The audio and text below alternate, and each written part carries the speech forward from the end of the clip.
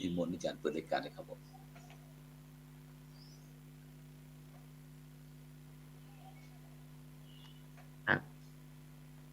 ถวายความเคารพท่านอาจารย์พระครูโสพลปริยัตินะครับที่เมตตาได้เปิดรายการธรรมะรับอรุณช่วงตอนเช้านี้นะครับโดยเฉพาะอย่างยิ่งก็ธรรมะรับอรุณเป็นงานเครื่องมือการเผยแผ่งานของพระศาสนาโดยเฉพาะอย่างยิ่งก็คืองานคณะสงฆ์ของจังหวัดเชียงใหม่ครับโดยมีพระเดชพระคุณหลวงพ่อเจ้าคณะจังหวัดครับ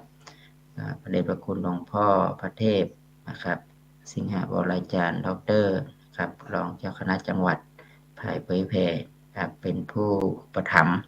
ในการธรรมรับอรุณในส่วนของคณะสงฆ์ก็เจริญพรศรัทธาญาติโยมครับวันนี้เป็นวันอังคารนะครับที่29ของเดือนตุลาคมนะครับช่วงนี้ก็จะมีเพิ่งออกพรรษาเป็นฤดูกาลของการทำบุญโดยเฉพาะยิ่งก็คืองานบุญกฐินครับไว้สาอาจารย์พระครูโสพลครับอยู่ในรายการกองครับครับผมครับสวัสดีครับครับวัสการครับไว้ครับอาแล้วก็จารย์ครูครับบรรดาท่านผู้ฟังท่านผู้ชมโดยนอกวันนี้เราได้มาแจ้งในรายการธรรมะอรุณซึ่งเป็นภารกิจที่ท่านอาจารย์ดรวิสิทธิดาวิสิทโธนะครับผู้ช่วยศาสตราจารย์ดรนะครับมหาวิทยาลัยมหาจุฬาลงกรณ์และวิทยาลัยเขตเชียงใหม่นะครับได้เจ้าวันนี้ก็เลยว่าคณะสงฆ์เขามันมีงานด่วนเข้ามาครับอาจารย์ครับครับครับช่วงนี้ก็จะมีงานของคณะสงฆ์ครับหลังจากจริงๆก็บ่ได้คณะสงฆ์ก็มีงานหนักอยู่แล้วเนาะอาจารย์ครูครับเนาะงานนะครับไม่ว่าครับจะเป็นช่วงไหนนะครับช่วงฤครับดูกาลที่ผ่านมาเราเจออุทกภัยก็คณะสงฆ์ก็มีงานหนักนะคครับรับหลังจากนี้ออกพรรษาแล้วก็มีงานบุญแหมนะครับโดยครับเฉพาะยิ่งก็ช่วงนี้ก็เป็นงานบุญกฐินนะอาจารย์ครูครับครับครับงานซึ่งบุญกฐิน โดยเฉพาะบอกว่าอันคณะสัตยาญาติโยมเขางานหนักเหมือนตุเจ้าก็ ปกติญาติโยมก็มีงานเหมือนกันนะอาจารย์ครูครับครับผพระมครับก็มีงานนะครับเพอืมราะต่างคนต่างมีหน้าที่ต่างครับมีหน้าที่แค่เราได้ทำหน้าที่ของแต่ละคนได้สมบูรณ์แบบเนี่ยนะครับมันก็จะทำให้เราได้อ่ามีอย่างมีความเจริญก้าวหน้าเนาะถ้าเกิครับดว่าต่างคนต่างทำหน้าที่นะครับอืมหน้าที่ของอ่า ทุกคนที่สมบูรณ์แบบเนี่ยนะครับหน้าที่ครับของชาวพุทธก็เริ่มจากการให้ทานครับรักษาศีลภาวนาครับครับของทุกเจ้าฉะนั้นเราก็ก่อนเริ่ครับมจากศีลสมาธิปัญญาเนี่ยครับอันตีอันก่อนแปลว่าหน้านอกบอกความงามครับหน้าในบอกความดีแล้วก็หน้าที่บอกความเสียสละครับฉะนั้นก็หน้าที่มันตึงมีความแตกต่างกันไปครับอาจารย์เนาะถ้าเรามองในแต่ละบทบาทในแต่ละหน้าที่นะครับเพราะว่าชีวิตของคนเราเนี่ยก็มันเหมือนกับละครนะครับที่เป็นได้ให้เราเป็นนักแสดงนี่ครับท่านอาจารย์แสดงเป็นอาจารย์สอนมหาวิทยาลัยผมแสดงเป็นงานทางคณะสงฆ์กาอย่างต่างๆนะครับซึ่งบทสุดท้ายพุ่นละถ้ามันจบละครชีวิตบทนี้มันจบแล้วเขาจะแสดงดีบ่แสดงดีซึ่งจงั้นริงบ่ใช่ว่าบ่ใช่เฮาเป็นคนๆครับตัดสินนะครับอาจารย์ครับว่าเรื่องการแสครับดงนี่นะจริงผมมองว่ามันเป็นเรื่องที่ท้าทายในการความเป็นชีวิตเนาะอาจารย์พระครูครับครับเพราะว่าแต่ละท่านแต่ละองค์หรือว่าแต่ละคนเนี่ยนะครับมีอืมบทบาทชีวิตหรือการสมมุติขึ้นมาเนาะครับแม้กระทั่งแม่นครับความเป็นสงฆ์เขาก็เป็นสมมุติสงฆ์ขึ้นมาสมมุติสุขอีกอะครับผมครับอ่าแม่นครับแล้วก็มีความเป็นชาวพุทธฆราวาสเขาก็เดินรอยตามคำสอนของพระพุทธเจ้าเขาก็ครับเป็นอืมอ่าอุบาสกอุบาสิกาเนาะปกครับป้องรักษาพระพุทธศาสนาดูแลนี่ก็ครับมันก็เขาก็มีบทบาทหน้าที่ฉะนั้นเนี่ยถ้าครับอู้ถึงก็ทุกคนถ้าบ่ยึดมั่นถือมั่นนะครับครับรู้จักวางนะครับไม่ใช่ว่าโอ้พอได้เป็นพระโอ้จะไม่เป็นผู้วิเศเออษไปละมีนะมียศถาบรรดาศักดิ์อีเนาะวิมีเศษคนกราบมีไปละเนี่ยคนไหว้มันก็ครับมีคนกราบคนไหว้เสร็จดวง ตกมาหลวงตัวเก่าอยู่บ่ได้เฮาต้องอยู่แบบโอ้จะต้องมีภูมิมีบารมีมีอันไหนอันนี้ครับก็ยกยอปอปั้นกันไปอีกมันก็จะอืทำให้มเกิดความหลงนะครับฉะนั้นอืมเวลาเราตื่นมาเราพิจารณาถึงตัวเก่าว่าโอ้เรายังมีลมหายใจยังมีครับชีวิตที่จะทำความดียังมีครับโอกาสที่จะอ่าได้สร้างบุญสร้างบารมีเนี่ยเราอืก็จะรู้มสึกครับว่าโอ้ชีวิตเรานี่มันมีคุณค่ามีคุนะณค่าแต่ถ้าครับแม่นครับตื่นมาปุ๊บเราบ่ได้หันหรือว่ามีลมหายใจเนี่ยก็หมดเอไปแล้วอครับมันก็บ่เหลือหยัแม่งละนแม่นแม่นสิ่งที่ตั้งไว้บอกว่ายศถาบรรดาศักดิ์ทรัพย์สินสมบัติอะไรอย่างต่างๆนี่มันก็ครับหายไปแล้วอย่างนั้นครับก็เหมือนเดีซึ่งยวกันเลยครับ ซึ่งโดยเฉพาะตอนนี้ก็สมมุติว่าเฮาทั้งสองลูกนะครับได้นำเรื่องราวในบทบาทหน้าที่ที่เฮาได้ทำอยู่นะครับที่โดยเฉพาะเฮาเป็นหน้าที่ของตุของภาคก็คือสอนมนุษย์นะครับที่หน้าที่ของเจ้าพูดเฮาก็คือเรื่องการทำคุณงามความดีฉะนั้นบรรดาท่านผู้ฟังท่านผู้ชมก็ตอนนี้สมมุติว่าเป็นผู้ชมเป็นผู้ฟังนะครับที่มาฟังเฮาอู้ทั้งสองลูกอู้แล้วนะครับแล้วก็นำไปพินิจพิจารณาว่าไอ้อย่างที่มันเป็นประโยชน์ อย่างที่บอกเป็นประโยชน์นะครับแล้วก็เขาจะช่วยได้จะได้นะครับแล้วเขาจะได้บุญได้กุศลจะได้ดีนะครับฉะนั้นเนี่ยครับอาจารย์ครับฉะนั้นก็ตะวันนี่ก็ได้มีโอกาสได้ทำหน้าที่นะครับในฐานะที่เป็นเลขานุการคณะกรรมการตรวจข้อสอบนะครับนักธรรมจันตีนะครับคณะสงฆ์ภาค7นะครับซึ่งมีจังหวัดเชียงใหม่ลำพูนนะครับแม่ฮ่องสอนนะครับแล้วก็เจ้าคณะภาค7ก็มีคำสั่งแต่งตั้งนะครับคณะกรรมการขึ้นมาชุดหนึ่งนะครับก็มีหลวงพ่อนะครับพระเทพสิงหวราจารย์นะครับดรนะครับเจ้าอาวาสวัดประสิงห์นะครับวรมหาวิหารนะครับเป็นประธานคณะกรรมการมีหลวงพ่อพระราชโพธิวรคุณพระราชรัชมุนีท่านอาจารย์เจ้าคุณพระสุวรรณเมธีเจ้าเจ้าคุณวิมลมุนีนะครับท่านอาจารย์เจ้าคุณพระศรีธรรมโสพลอาจารย์เจ้าคุณภาวนาธรรมาภิรัตน์นะครับนี่ก็เจ้าคณะอำเภอเมืองนี่ก็เป็นรองประธานกันนะครับแล้วก็มีคณะกรรมการก็มีท่านอาจารย์วิมลวัฒนคุณนะครับหัวหน้าสำนักงานเจ้าคณะภาค7พระครูวิทิตศาสนาธรท่านอาจารย์เจ้าคุณสิทธิวชิรานุกุลนะครับท่านอาจารย์เจ้าคุณพระวิสุทธิวัชราพรนะครับมีพระครูปรสุวัฒนวิมลคุณนะครับนี่ก็เลขาเจ้าคณะภาค7ท่านอาจารย์มหาชำนาญนะครับมหาชนโนนะครับนี่เลขานุการรองเจ้าคณะภาค7นะครับเป็นที่ปรึกษากองงานเลขาก็มีพระครูโสพลปริยัตินะครับเป็นกรรมการแล้วก็เลขานุการมีท่านอาจารย์มหาสกลวิโรจโนเลขารองเจ้าคณะภาค7นะครับเป็นผู้ช่วยเลขานะครับนอกนั้นก็มีผู้ช่วยเลขานุการเจ้าคณะภาค7ทุกลูกนะครับเป็นกรรมการและผู้ช่วยเลขาเนี่ยที่จะมีการตรวจข้อสอบนะครับนักธรรมชั้นตรีนะครับเพราะว่าสอบตั้งแต่วันที่11 12 13 14นะครับก่อนที่จะออกพรรษาที่ผ่านมาตุลาที่ผ่านมานี้นะครับฉะนั้นก็ตอนนี้ก็จะตรวจข้อสอบนะครับที่วัดพระสิงห์นะครับวรมหาวิหารนะครับในวันที่1นะครับพฤศจิกายนนี้นะครับฉะนั้นก็แล้วก็จะมีคณะกรรมการนี่ที่เป็นพนุ่มเน้นน้อยนะครับเป็นเลขาเจ้าคณะอำเภอพ่องเลขารองอำเภอพ่องนะครับแล้วก็เป็นเลขารองจังหวัดเจ้าเลขาเจ้าคณะจังหวัดนะครับหรือว่าภาคปริยัตินิเทศนะครับที่จำนวนประมาณทั้ง3จังหวัดในประมาณ80ลูกนะครับก็จะมาเป็นอาจารย์ตรวจสนามข้อสอบนักธรรมชั้นตรีนะครับที่วัดพระสิงห์วรมหาวิหารนะครับในวันที่1นะครับแล้วนอกจากนั้นก็จะมีการนั้นมอบพระบัญชาแต่งตั้งรองเจ้าคณะอำเภอรองเจ้าคณะอำเภอประมาณสัก2-3ลูกนะครับฉะนั้นก็เลยนำข่าวนี้มาอู้ให้กับบรรดาท่านผู้ฟังท่านผู้ชมว่าได้ยินแต่จวน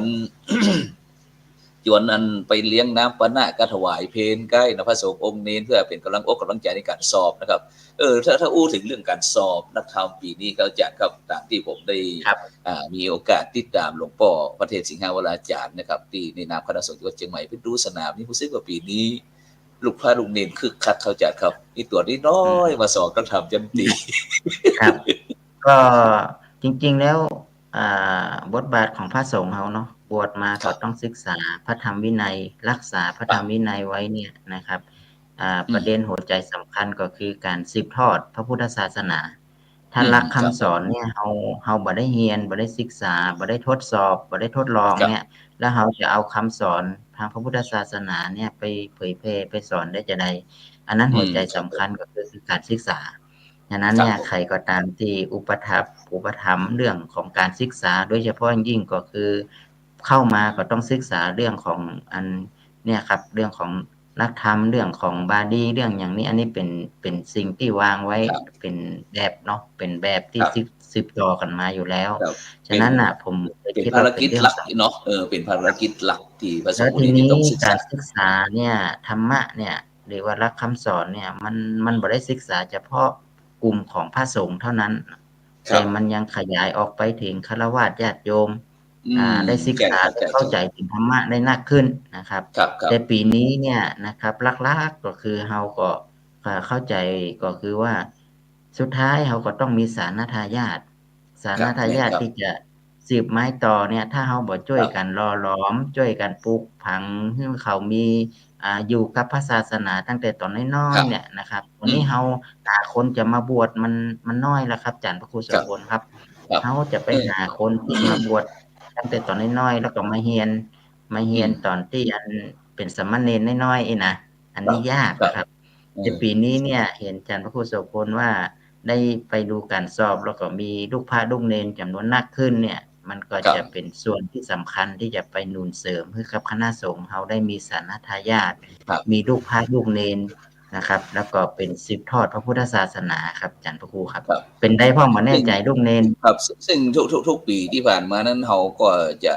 บางอำเภอนี่ก็มีประมาณบ่ถึง20ลูกก็มีครับ10กว่าลูกแต่ก็ต้องคณะสงฆ์เขาก็ต้องจัดการสอบมื้อนะครับแต่ในปีนี้นะครับหลายลูกก็มาปีนี้นะครับมาสอบถามว่าเอ๊ะมันเกิดอิหยังขึ้นว่ามีพระสงฆ์องค์เณรหนักยิ่งขึ้นอย่างอำเภอสันกำแพงเนี่ยครับตั้ง3ห้องครับอาจารย์ครับอำเภอสันกำแพงเขานี่โอ้นะครับที่วัดร้องวัดแดงวันนั้น ผมก็เลยอู้ว่าโอ้เนี่ยในปัจจุบันนี้มูลนิธิโพธิยาลัยของเราเนี่ยได้เปิดศูนย์การเรียนรู้นะครับเปิดโอกาสให้บรรดาลูกและได้กระอ่อนนะครับได้มาบวชเรียนนะครับซึ่งโดยเฉพาะพี่น้องที่อยู่แถวข้างชายแดนก็ที่ไร้โอกาสเนาะมาเรียนอย่างชั้นป .1 2 3 4 5 6อย่างต่างๆนี่ครับก็เลยบอกเพิ่นว่านี่ขนาดว่าเรายัง เปิดนี่บ่ถึง6เดือนเดียวเองนะครับแต่ปีนี้มาสอนนักธรรมแต่ขครับอเป็นปี2ปี3แล้วก็คงจะดีขึ้นเพราะว่าปีนี้เราก็มีจำนวนก็เพิ่มขึ้นหลายร้อยครับอาจารย์ครับหลายร้อยเหมือนกันครับผมก็กราบขอบคุณในความเมตตาของคณะสงฆ์เนาะจังหวัดเชียงใหม่อาจารย์ครูโสพลครับที่ครับผมโดยเฉพาะยิ่งสำนักงานเขตพื้นที่การศึกษาเขอืมต1นะครับเขตเขต1เขต3เขต3แล้วก็เขตนะครับ4เขตเนาะครับ4ครับผมที่ที่ได้อนุเคราะห์ให้กับทางมูลนิธิโพธิยาลัยเนี่ยหรืออนุญาตให้มูลนิธิโพธิยาลัยได้เปิดศูนย์การเรียนรองรับสามเณรที่บัดจบประถมศึกษานะครับครับเพราะว่าละอ่อนอยู่ที่ประถมนี่อายุประมาณสัก12 13เนี่ยครับจบก็จะจบบางทีก็อายุบ่จะไปเรียนต่ออันกศนก็ไปบ่ได้อายุบ่ถึง15เนี่ยครับไปอืเรียนมกับจะไปปนกับฆราวาสจะไปต่อม1ปริยัติธรรมก็บ่ยังบ่จบป6นี่นะครับฉะนั้นแม่นก็เลยเป็นโพธิยาลัยก็เป็นพื้นเป็นสถานที่รองรับนะครับกลุ่มครับนี้คือได้เรียนประถมศึกษานะครับครับเป็นการศึกควบคู่ษานอกระบบเออครับอาจารย์ครูครับครับเราทั้งเราเรียนทั้งก็ใช้ทางโลกในระเบียบแล้วก็ทางธรรมมาโดยเนาะควบครับ คู่กันไปเนาะเรีควบยนทั้งคู่กันไป2อย่างแล้วก็ครับอ่าเทอมแรกนี่เขาก็ปูอย่างยิ่งก็คือปูพื้นฐานเรื่องของภาษาก่อนนะอาจารย์พระครูครับครับผมเขาก็คืออ่านออกเขียนได้ก่อนแล้วก็อืม กลุ่มที่สามารถไปสอบธรรมศึกษานักธรรมได้นี่ถือว่าสุดยอดแล้วนะอาจารย์ครูครับแม่นเพราะครับแม่ธรรมนแม่นครับแม่น6เดือน1เทอมครับเขาเออเปิดตั้งแต่พฤษภาไปตอนนี้ก็ได้เทอม1อาจารย์ครูครับแล้วก็เดี๋ยวครับผมตุลานะครับพฤศจิกานี่เขาก็จะเปิดเทอม2ฉะนั้นครับก็คือลูกลูกเนนที่เรียนศูนย์การเรียนเนี่ยได้เทอมหนึ่งคได้รับเทอมหนึ่งตามที่อาจารย์พระครูครับว่าครับทีนี้คเราก็รับคิดว่าบางท่านครูบาอาจารย์หรือหลวงพ่อท่านเจ้าวาดเพิ่นก็ว่าเอาลองลงสนามพอเหรอเนี่ยนะ เออแม่นลองครับลงสนามแม่นแม่นพอด้วยเนาะลองว่าจามพอพอลองจามพอว่าอย่างน้อยก็คือให้ลูกอ่อนได้เรียนรู้สนามสอบจครับริงๆนะครับเนาะได้ ครับปีนี้อืมอาจจะบ่ได้ตามเป้าหรือว่าคุณเป้าภาพครับผมจะได้เดี๋ยวเขาก็แต่ว่าอย่างน้อยก็มีลูกพระลูกเนรสานาทายาทได้มาสอบธรรมครับศึกษานี่ผมก็ รู้สึกว่าชื่นใจครับดีใจที่ครับเฮาได้มาช่วยกันในเรื่องของการมีศูนย์การเรียนของครับโพธิยาไดมารองรับ ตอนนี้ตึงครับโมดนะอาจารย์ครูครับเฮามีอยู่ครับ2จังหวัดเออมีจังหวัดเชียงใหม่กับจังหวัดลำพูนครับอาจารย์ครับครับครับก็ผมมีสามเณรที่อยู่ในระบบเฮานี้หันหันว่า1,285เป็รูปนที่เป็นที่ฮือฮาของหลายหน่วยงานที่ในการที่เปิ้นอยากจะฮือศูนย์โพธิไลของเฮาเนี่ยที่ว่าตั้งศูนย์การเรียนรู้นอกระบบที่ว่านะครับเอาไปใจกันรู้สึกว่ามีหลายหน่วยงานมาครับอาจารย์ต่างประเทศก็มีเนี่ยครับก็คือมีการอู้กันเรื่องศูนย์การเรียนเพราะว่าเป็นศูนย์การเรียนจริงๆก็มีมานานแล้วครับอาจารย์ครูครับแต่เป็นของครับผมชาวบ้านเนาะเป็นของอืชาวบ้านมที่เปิดศูนย์การเรียนนะครับตามมาตรา12ก็คือเกิดจากกฎกระทรวงการศึกษาที่ให้อนุคญาตรับให้องค์กรเอกชนสามารถจัดตั้งศูนย์การเรียนได้แต่ศูครับนย์การเรียนของนักบวชเขาเนี่ยนะครับครับศูนย์การเรียนมันของนักบวชเขาหรือเป็นศูนย์การเรียนแบบพระเนรเนี่ย บอกว่าครับย่อมมีเด้ออาจารย์ว่าครูก็เลยเป็นคที่รับโอ้พระเนรเฮาตอนนี้ก็อ่ายกระดับการศึกษาสามารถที่จะมาเปิดแบบศูนย์การเรียนแบบฆราวาสถ์ที่เพิ่นเคยเปิดมาอืมแล้วตามอัธยาศัยได้ครับครับเฮาก็เลยซึ่งอันค่อนหลายข้างท่านหลายคนก็บ่เข้าใจครับอาจารย์อาจารย์ดอกเตอรครับบ่เข้าใจว่าเอ๊ะเวลาละอ่อนเฮาที่เด็กละอ่อนที่ไร้รัฐไร้สัญชาติหรือว่าไร้โอกาสต่างๆแล้วเนี่ยที่บ่ได้เรียนในระบบเนี่ยอันจะมาเป็นคนไทยก็อย่างก็เนี่ยเพราะว่าต่างคนต่างที่บ่ฮู้แล้วก็เอาไปอู้ต่อกันนะครับอู้กันไปอืซึ่งความเป็นมจริงแล้วมันเป็นจังได๋ครับอาจารย์ดอกเตอรในการที่ว่าอันเฮาต้องที่เฮาต้องละอ่อนทุกแยกที่คนครับว่าครับช่วยอู้อ่าฟังหน่อยเฮาครับ เบื้องต้นเขาต้องแยกกันระหว่างนักบวชกับนักบวชก่อนเนาะนักบวชกับสถานะสถานะก็ครับคือว่าสถานะบุคคลนะนะทีนี้ครับอันเขายังไปอู้ถึงเรื่องสัญชาติจะเป็นคนจะได้ก็ยังบอกว่าอู้เด้อเขาอู้เรื่องของนักบวชก่อนนักบวชในพระพุทธศาสนาเขาบ่ได้แบ่งว่าจะเป็นเชื้อชาติศาสนาไหนทุกคนสามารถที่จะบวชในพระพุทธศาสนาศึกษาพระธรรมวินัยได้เนาะอาจารย์พระครูเนาะ ครับอันนี้คคือรับผมพื้นฐานแล้วว่าเราบ่ได้เอากรอบของอันนั้นแต่ว่าทุกคนนับถือพระพุทธศาสนานับถือที่อยากจะเกิดตัวนี่อันนี้คือเป็นอันหนึ่งแต่พอเข้ามาบวชแล้วนี่ครับก็คือสถานะของความเป็นพระสถานะของความเป็นสานะบุคคลที่ชาวบ้านเนี่ยครับทีนี้ถ้าเป็นชาวบ้านทั่วๆไปเนี่ยนะครับที่อยู่ไปทั่วเนี่ยเขาก็มีระบบการศึกษารองรับ คนที่อืมไร้รัฐไร้สัญชาติบ่มีสถานะบุคคลก็คือบ่มีฐานข้อมูลน่ะอู้ง่ายๆคือบ่มีอืฐานข้อมูลมในการปกครองอย่างหมู่เนี่ยพอเข้าครับไปสู่ระบบการศึกษายังยังไปเรียนโรงเรียนสปทเนาะครับเนาะโรงเรียนประถครับผมมโรงเรียนอย่างเงี้ยเพิ่นก็จะมีรหัสหัวจีฮื้อสำหครับรับกลุ่มคนที่เพิ่นบ่มีหมายเลขบ่มีหยังนี่นะครัก็ได้บเรียนไปทีนี้พอเรียนไปแล้วปุ๊บเนี่ยต่อไปเนี่ยกระทรวงศึกษาธิการเนี่ยเพิ่นจะเก็บประวัติไปอาจารย์ครูครับแล้วก็ไปครับผมสำรวจเสร็จเพิ่นก็จะทำให้ไปมีสถานะก็คือมีหมายเลข13หลักอืมส่วนหมายเลขสิบ13หลักเนี่ยก็จะเป็นเหมือนกับเป็นขึ้นต้นด้วยหัวศูนย์ครับนะครับครับแต่จะบ่เกี่ยวกับเป็นคนไทยหรือบ่ใช่คนไทยอันนี้คนละแม่เรื่นครับองกันเลยนะแม่นแค่คือเหมือนกับสิทว่าธิข้อนี่มูลข้อครับมูลในการสิทธิที่จะเข้าศึกษาเราสิทธิเรียนข้อมูลแต่กรณีที่เปิ้นบ่มีหมายเลข13หลักเนี่ยเปิ้นก็จะขึ้นอักษรเป็นหัวจีฮื้อครับเขาเรียกว่าครับผมเด็กที่ไม่มีสถานะ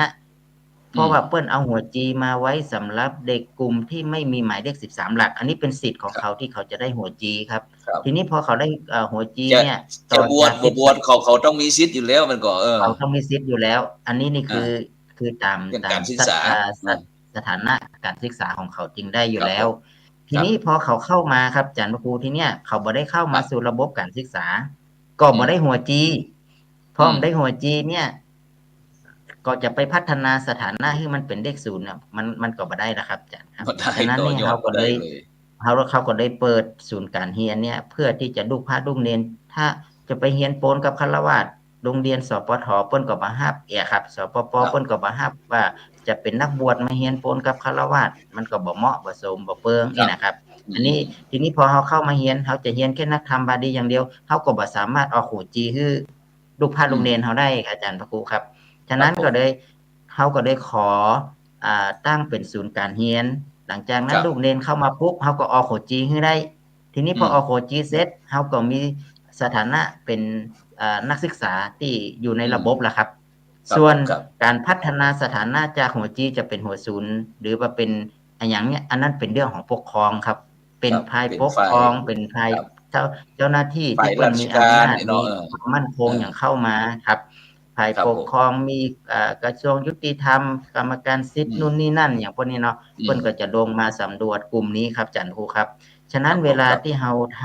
ำเรื่องของการศึกษาเนี่ยเรายืนยันถึงเรื่องของเขาทุกรูปพระเนนที่ผมบอกว่าพระเนนทุกรูปต้องได้รับการศึกษาครับมีถ้าบ่มีสิทธิการศึกษากับแล้วเขาการศึกษาเขาจะมีความรู้ไปสอนเผยแพร่ธรรมสอนญาติโยมไปเรียนธรรมนักธรรมบาลีอย่างมื้อนี้ได้จะได้ก็เขาก็ครับต้องเรียนอืมบวชก็ต้องเรียนครับ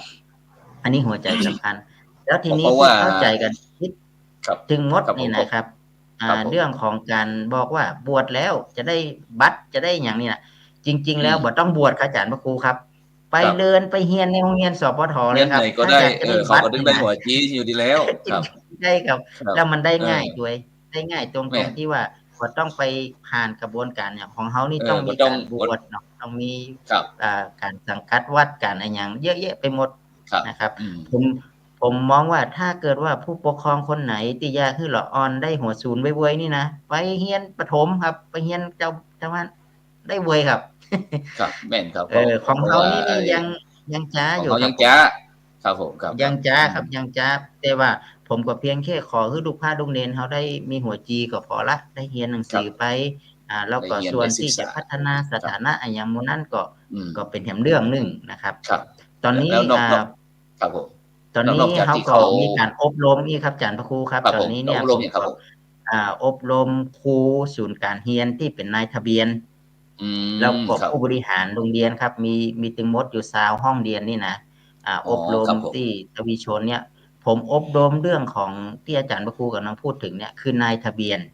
อบอืรมเพื่อที่จะมทำฐานข้อมูลของลูกพระลูกเนนครับสำรนะครับวจข้อมูลเพื่อเหมือนกับข้อมูเป็นลเบื้องต้นทำงานร่วมกับปลัดอำเภอได้อะครับอาจารย์ครับอืมก็เป็นครับผมลักษณะว่าครับสาธุจะคัดกรองลูกเนนจะสำรวจลูกเนนจะพัฒนาสถานะยังไงเพราะเด็กกลุ่มนี้เวลาเขาอยู่ในประถมเนี่ยเขาต้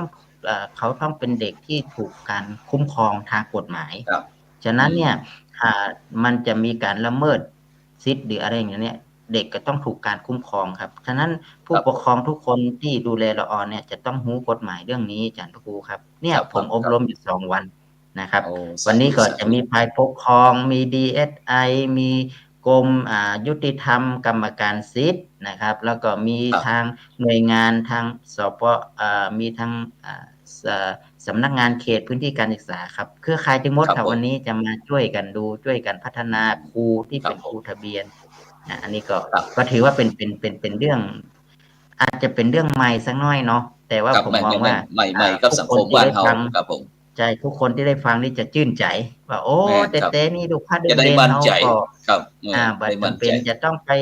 โปนเฮียนโปนกับฆราวาสก็ลองอาอืมจารย์พระครูลองหรือว่าผู้ฟังรายการเนี่ยถ้าหันพระเนนไปนั่งเฮียนกับละออนไม่ยิงอยู่ในห้องเรียนสปทเออ เรียนกันเนี่ยมันก็บ่เปิงเนาะอาจารย์เนาะมันฉะนั้นมันเราก็ควรมันเหมือนก็ที่จะมีมันเหมือนก็บ่ใช่ประเทศไทยเนาะเพราะประเทศไทยครับ เขาที่จะภาคโรงเรียนภาคกับโรงเรียนภาคโรงเรียนเจ้าบ้านกับโรงเรียนเจ้าบ้านงี้ครับผมเพิ่นจะมาเรียนผมกฎกันผมอยากให้เฮามองถึงจิตใจของความเป็นเจ้าพูดเฮาความเป็นครับการเอื้อกันคือกันในการศึกษาด้วยกันเนี่ยผมคิดว่าทุกคนฟังแล้วเข้าใจครับเรื่องการศึกษาครับวันนี้จากอาจารย์พระครูเห็นก็คือมีปรากฏการณ์ว่าสามเณรนักขึ้นสอบนักธรรมครับนักขึ้นเณรครับกลุ่มนี้ถ้าเกิดว่าเขาจะติดตามพ่อแม่ไปทำงานเดี๋ยวเขาก็ย้ายจากนั่นไปนี่ไปนั่นเนี่ยมันก็จะลำบากแล้วตอนนี้ถ้าคเฮารับมองถึงก็คือวัดวาอาราม ก็อืมจะมีคนมาดูแล มีลูกพระลูกเนนมาเช็ดมากวาดครับมาถูมานู่นมานี่นะครับอืมก็วัดก็จะเป็นวัดละนะครับครับตุปูหลวงพ่อหลวงเจ้าอาวาสอย่างทั้งหลายก็จะมีลูกพระลูกเนนคอยปฏิบัติดูแลอันเนี้ยเนี่ยผมครับคิดว่าสิ่งที่เราจะอบรมสั่งสอนให้เขามาดูแลจะได้พ้องพูดครับง่ายผมครับๆก็คือว่าคนเฮานี่เวลาบ่นั่นน่ะเขาก็เอาไปไว้ที่วัดเนาะอาจารย์พระครูเนาะแม่ก็เอาไปหมูปล่อยวัดไปอย่างวัดหมูห้าเขาก็ยักีบงดูแลหมูอา ห้ากีบก็ไว้ที่วัดหมา3ขาก็ไปไว้ที่วัด ครับก็คือ กินเหล้าทีกินนี้เขายาไปบ่เอาก็มีลูกไปไว้ที่ค้าโรงเรียนวัดนี่เนาะครับก็เอามาฝึกเอามาอบรมก็คือผมมองเออว่าเป็นโอกาสครับเป็นโอกาสที่ดีแล้วก็อยากจะกราบขอบพระคุณในความเมตตาของคณะสงฆ์ครับที่ได้อนุครับเคราะห์โดยเฉพาะอย่างยิ่งครับหลวงพ่อ เจ้าคณะอำเภอแต่ละอำเภออาจารย์พระครูครับได้เมตครับผมตาอุปถัมภ์นะครับอุปถัมภ์ค้ำจุนหลวงพ่ออ่าเจ้าอาวาสต่างๆก็ได้ดูแลลูกพระลูกเนนครับบางวัดนี่หลายตนเนอะอาจารย์เนอะครับซึ่งครับตะกี้นั้นได้ยินท่านอาจารย์ได้อู้ถึงเรื่องศาสนทายาทนะครับซึ่งศาสนทายาทนั้นบรรดาท่านผู้ฟังท่านผู้ชมก็อาจจะคิดว่าต้องเป็นพาดเป็นเน้นตัวอันนะครับแต่จริงศาสนทายาทพุทธบริษัท4นะครับพุทธบริษัท4มันไม่ใช่เฉพาะเป็นพระเป็นเนรอันครับที่จะต้องรักษาพุทธศาสนานะครับแม้แต่ศรัทธาญาติโยมอุบาสกอุบาสิกาต่างๆนะครับฉะนั้นวันเดียวนี้ครับอาจารย์ครับพอตอนนี้ทางคณะสงฆ์เฮานะครับก็เตรียมนะครับเตรียมที่จะมีการสอบธรรมศึกษาครับฉะนั้นก็ในช่วงนี้ก็เป็นช่วงที่นักเรียนจากโรงเรียนต่างๆนะครับที่ก็เริ่มลงทะเบียนครับแล้วก็จะมีการจัดการอบรมธรรมศึกษาอย่างต่างๆเหล่านี้นะครับเพื่อที่จะให้ลูกๆนักเรียนต่างๆเยาวชนเนี่ย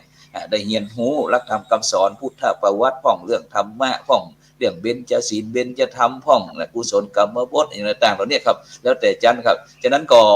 ปีนี้จะสอบในวันที่22นะครับวันศุกร์ที่22พฤศจิกายนนะครับฉะนั้นก็นี่ก็เป็นบทบาทภาระแห่งอย่างหนึ่งที่เราได้เสริมโครงการภาคสอนศิลธรรมครับอาจารย์ครับที่จะต้องเข้าไปเป็นตัวแทนคณะสงฆ์ที่ดูแลเกี่ยวกับเรื่องการสอบธรรมศึกษาหรือว่าการศึกษาธรรมศึกษาครับอาจารย์ครับ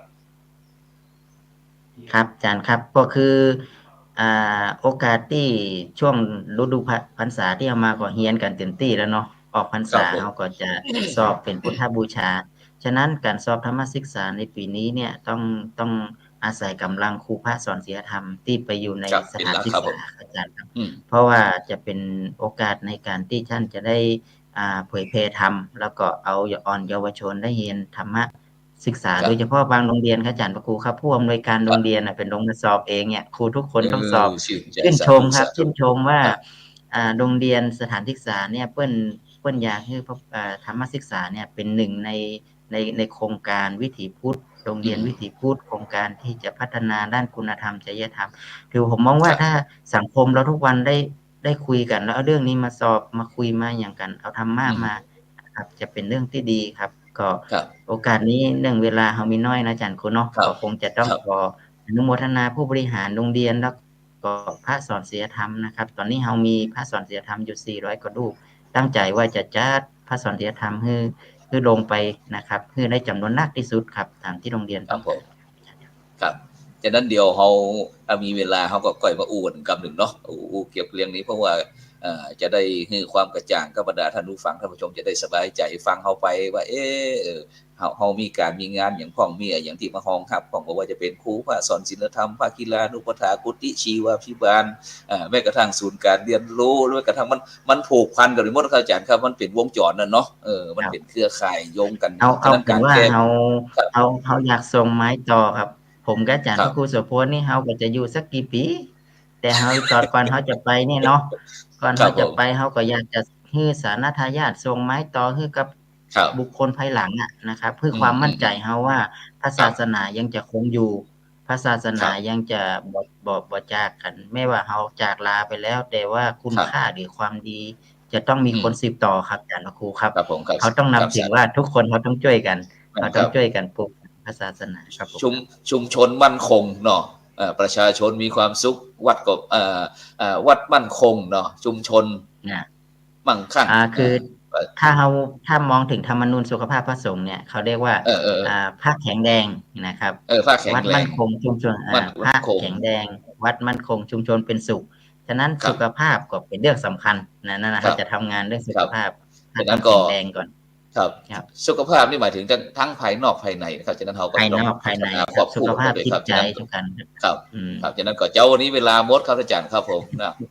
ครับผก็นำรายมการธรรมะรับอรุณจากบรรดาท่านผู้ฟังไปก่อนซึ่งเขาก็จะแจ้งกันจะไปลืมด้วยนะก็วันที่